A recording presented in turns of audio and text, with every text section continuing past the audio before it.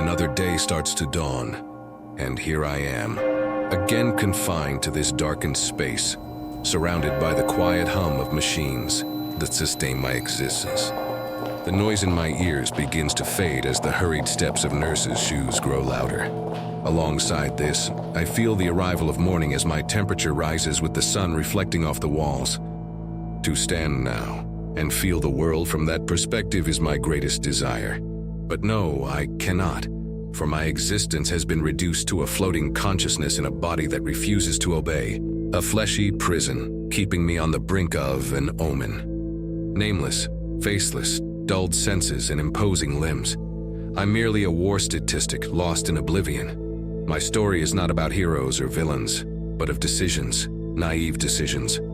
It's about believing that redemption's path was through conflict. A youthful misstep cost me absolutely everything. The battlefield, cries of madness and sounds that were etched into my memory were the last opera I witnessed. Clenching my eyes shut, I ceased to feel. The blast sought to sever my tie to the living, yet it bound me to death's limbo. Darkness, silence, and distant voices became my sole companions. In the first days, or perhaps months, I do not know, time became an abstraction. I struggled to grasp the new reality I was in, all dark, immobile, robbed of hearing, sight, and speech. With each passing day, I was less capable, each day an eternity, each awakening, a reminder of my prison. Only my fleeting thoughts wielded freedom, and even they betrayed me, dragging my reality into endless falls.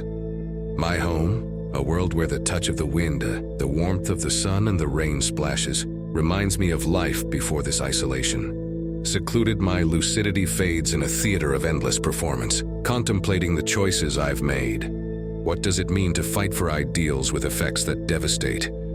Is peace born from war truly peace? Perhaps being selfish was the answer. All those fallen bodies sacrificed on the ground. Will they ever mean something to those who did not see with their raw eyes? These thoughts haunt me as I waste away in this bed.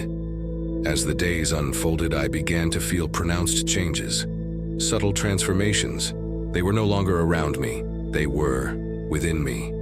At first, the nurse's footsteps, clear and crisp, oddly brought me comfort, until the gradual dimming of my senses started to strip away that peculiar feeling. No longer could I perceive their approach as before. Surely the signs of change were becoming clearer. The fever ravaging me and the warmth of the morning sun. There was no difference. That battle, between the desire to experience life again and accepting my end, gradually gave space to the victorious. My once lucid thoughts, my companions in that solitary agony, began their retreat, leaving me adrift with the remnants of my body, leading me to plead for divine mercy to take me out of that torment. Then, one afternoon, I began to truly feel, where am I? Continuously looping in my consciousness. Senses were lost, heart racing. I could only feel pain. The room's silence was shattered by my suffering. Having already accepted my fate, I couldn't help but wonder, why must it be like this? The nurses arrived. I could hear the sound of the door, but I don't know what they've done. Yet, no longer was there pain or fear. Fear no longer grips me. I am prepared for what comes next. Following a day of anguish, peace settled over my heart. I could count every beat, each one, a countdown to the silence I so sought. Between the blurred lines of reality and dreams that I couldn't differentiate anymore, I felt. My feet were cooling, my fingertips tingling, and my limbs petrifying. I was finally finding a comforting sensation. My final breath, it was a mute gratitude for freedom from my failing body. A silent departure from this world I could no longer feel, touch, or see. So I thanked the darkness. It finally welcomed me, this time as a friend. An old friend delivering the promised rest after this long ordeal of suffering.